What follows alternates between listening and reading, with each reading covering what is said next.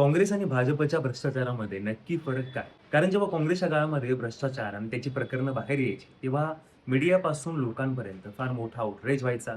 रस्त्यावरती उतरून लोक सरकारचं जीवन जगणं मुश्किल करायचं. पण आता भाजप ज्या रामाच्या भरोश्यावरती सत्तेवरती आलंय, तिथल्या दानपेट्या चोरीला गेल्या, तरी या देशातील हिंदुत्ववादी लोक शांत आहेत. दुसऱ्या बाजूला मध्य प्रदेशमध्ये भाजपचा मुख्यमंत्री आणि त्यांच्या फॅमिलीचा कथित जमीन घोटाळा समोर आला.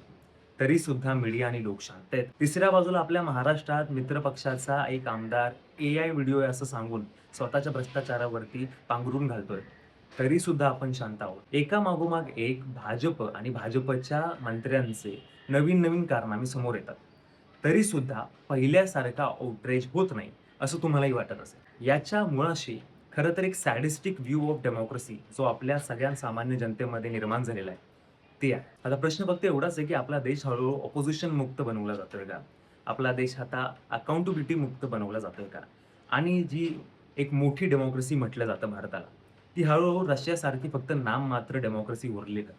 कारण जेव्हा तुमच्या देशामध्ये ऑपोझिशन नसेल, सत्ताधाऱ्यांची जी कुकर्म आहे, त्यांच्या विरोधात जनता आवाज उठवत नसेल, ज्या एजन्सीज आहेत, त्यांच्यावरचा विश्वास कुठे ना कुठेतरी कमी झाला असेल, तेव्हा त्या संपूर्ण प्रणालीला, त्या प्रक्रियेला खरंच आपण लोकशाही म्हणू शकतो का? हा मूलभूत प्रश्न आहे.